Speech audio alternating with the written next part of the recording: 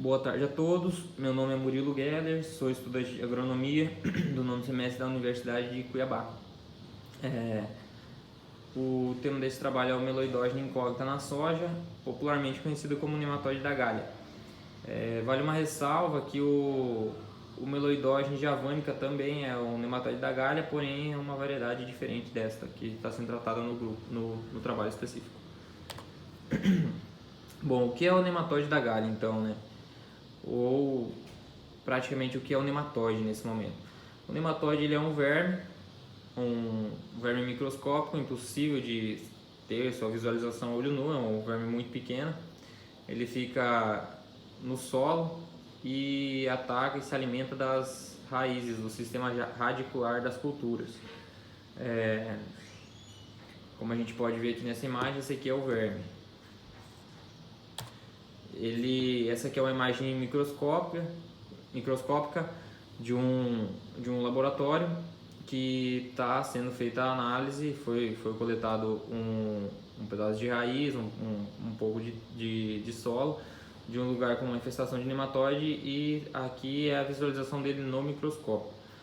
Os machos do nematóide são poucos, são raros, mas são encontrados, e eles são mais compridos e são mais finos e mais compridos. A fêmea geralmente ela é mais robusta. Ela quem faz a reprodução, e cada manta de ovos que ela põe pode ter mais de 1000 ovos, ou até 1000 ovos. O ciclo do patógeno. Bom, o patógeno ele é dividido em 6 fases, o ciclo dele, na verdade 6 estágios. O primeiro é o ovo, e daí vem 4 ciclos juvenis, né? E o sexto é o ciclo quando ele já é um patógeno, um nematóide adulto. Bom, a primeira fase é o ovo, o segundo estágio, na verdade, é o J1, que é o primeiro estágio juvenil. Ele ainda está dentro do ovo e é o momento que ele já está formado, quando termina o processo de ecdise dele, né? Quando forma a ecdise dentro do ovo. A ecdise, na verdade, o que ela é? Ela é um hormônio, né, com a função de separar a fibra muscular do exoesqueleto, para ele ter uma locomoção no solo e poder se movimentar. O terceiro estágio, que é o J2, eles são os juvenis infectivos. Eles são nematóides com patógeno, né? E eles são atraídos pelas raízes, mas nesse momento ele ainda não se alimenta da raiz. Ele vai partir para o quarto estágio, que é o J2S, que é no momento que eles também ainda não estão se alimentando das raízes propriamente ditas, porém eles já entram nas raízes e já começam a formação da galha, que quando eles entram e migram migram no sistema radicular. Aí a gente vai ir para o quarto estágio, aliás, para o quinto estágio, que é quando eles iniciam o processo de alimentação deles. Eles, no quinto estágio, eles vão estar se alimentando, iniciando o processo de alimentação, na verdade, e iniciando o processo de formação da galha, daquela galha que é típica do nematóide da galha meloidógena incógnita, aquela galha em formato de pera, em formato redondo, com aquelas protuberâncias redondas. A partir desse momento que eles começam a se alimentar, eles começam também a injetar as secreções das glândulas, formando aquelas células gigantes que formam as protuberâncias, que a gente vai ver mais pra frente. E aí a gente entra no sexto estágio, que é o último, que é o momento que ele já é adulto e ele se torna sedentário. Ele está ali dentro daquela protuberância, ele forma a protuberância, ele, em resposta a esse parasitismo dele, né, ele forma aquelas galhas, que são aquelas formações gigantes de células gigantes, no caso, não formações gigantes. E as fêmeas elas se alojam no sistema radicular nas formas J3 e J4, que são essas fases, da vida do nematóide.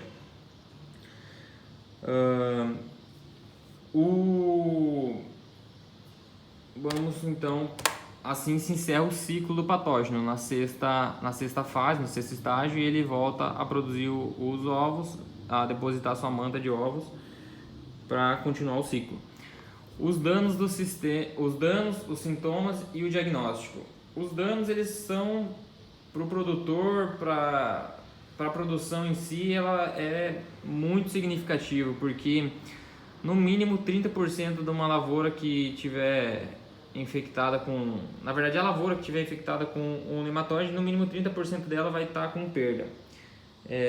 Mas 30% para muito mais, né? Porque esse foi um dos motivos que me levou a escolher esse tema. A gente teve uma experiência numa área de terra bem arenosa, bem difícil de ser tratada, e eu percebi ali que para controlar o nematóide é muito difícil, é bem difícil de se fazer esse manejo de forma eficiente. Os sintomas deles são essas reboleiras, são vários sintomas na verdade, porque a partir do momento que a planta começa a perder sua raiz, ela começa a perder a força, ela começa a ficar uma planta que não tem vigor, ela começa a ter amarelecimento, começa a ficar seca, ela perde folhas, ela às vezes está ali vegetando e não produz por conta da raiz dela não conseguir buscar o alimento, e fica aquele pé raquítico, aquele pé fraco e feio que a gente está vendo aí nas imagens. Porém, no campo, numa lavoura, a gente consegue visualizar facilmente um nematóide quando se tem essas reboleiras. Porque quando se tem essas reboleiras é um sinal claro do nematóide, essas manchas amareladas e às vezes mortas, das plantas mortas no meio da lavoura. A gente nota que ao redor é uma lavoura sadia, porém no lugar da infestação de nematóides a gente nota que os pés de soja não conseguem se desenvolver. Aqui a gente vê que é um início, a gente nota essas manchas na lavoura que não seguem o mesmo padrão do restante da lavoura. A gente vê que é um ataque, ou ele está no início ou ele está já sendo controlado com seus manejos. E aqui a gente nota também que é uma área já grande, a gente não consegue ver só uma mancha, a gente vê que ela como um todo está bem amarelecida e enfraquecida. Apesar de que o diagnóstico, a hora que puxar o sistema radicular, como a gente está vendo aqui na imagem, para fazer a conclusão desse diagnóstico, a gente tem que olhar o seu sistema radicular. E aqui a gente visualiza essas protuberâncias, que são quando os vermes adentram o seu sistema radicular e começam a se alimentar dele e dos nutrientes que ali se encontram. Então, esse caminho do verme e esse sedentarismo cria essa nematóide, essa protuberância aqui redonda, por isso chamado nematóide da galha. Esse é o diagnóstico que a gente consegue ver claramente aqui por estar as suas raízes totalmente destruídas. E provavelmente essa variedade que é uma variedade resistente já, porque a gente nota que as raízes pivotantes elas estão aqui, apesar de estarem totalmente prejudicadas, elas estão aqui, e geralmente quando a variedade não é resistente, a raiz pivotante ela já desaparece, porque o nematóide come, ela sai, apodrece e ela se quebra na verdade em algum pedaço, ou ela está cheia dessas protuberâncias que a gente visualiza aqui. O correto agora seria fazer uma análise do solo no laboratório para que se visualize o nematóide via microscópio, uma análise do solo e da raiz. Bom, o manejo para o seu controle. Como que é feito esse manejo? A gente não tem como fazer apenas um tipo de controle, um tipo de manejo, porque é muito difícil de se controlar o nematóide. Se a área for uma área arenosa, ainda piora o seu manejo, porque por várias questões. Uma delas é por conta da umidade, que a areia não consegue segurar tanto assim a umidade e isso favorece o nematóide. Mas quando a gente diagnostica isso no campo, a primeira coisa a se fazer é indicar uma variedade resistente, levando em consideração o tipo de área, a umidade relativa e a umidade que se tem na região, a precipitação da região. Claro que a sanidade da semente, quanto mais alta ela for, mais resistente vai se tornar o início do desenvolvimento da soja. O tratamento de semente também tem que ser levado em conta, porém o espaçamento também, porém a principal forma de controle deste patógeno, sem dúvida nenhuma, são as rotações de cultura associadas à variedade de resistência e levando em consideração a cobertura de solo e o controle biológico. Porque a rotação de cultura, o exemplo da crotalária, ela tem uma taxa de reprodução do nematóide de 0%. Então, o estilosante, outro exemplo, ele tem uma taxa de reprodução do nematóide de 0,1%. Então, nesse caso, o nematóide não vai estar conseguindo se reproduzir. E essa, sem dúvida, é a forma mais eficiente de se controlar o nematóide. O controle químico, ele não é um controle que ainda não se tem tecnologia suficiente para dizer que ele é um bom controle do nematóide. Mas eu, conversando com alguns colegas e amigos produtores, pude notar que o Rugby 200 da FMC é o tratamento químico, eu diria, se eu fosse indicar, ele seria o único tratamento químico que eu indicaria, porque ele é o que tem mais efeito. Porém, a gente pode notar na classificação dele que ele é altamente tóxico e, além disso, ele também não é recomendado porque você, na hora de aplicar o controle químico, você vai estar, além de matando o nematóide, às vezes matando o nematóide, porque é difícil de fazer esse controle, você também vai estar matando vários outros bioorganismos que estão ali presentes no solo, presentes na cobertura de solo e no solo propriamente dito. Então não é algo que se recomende, a não ser que seja um caso de extrema proporção de nematóide para solo.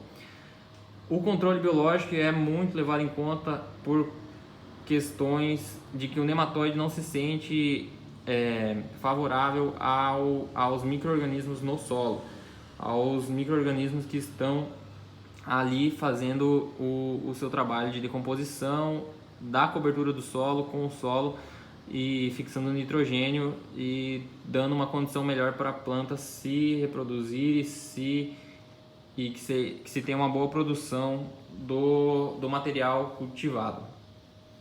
Bom, estou cronometrando aqui, vendo que meu tempo já está acabando. Então, qual seria o melhor manejo para o controle da nematóide?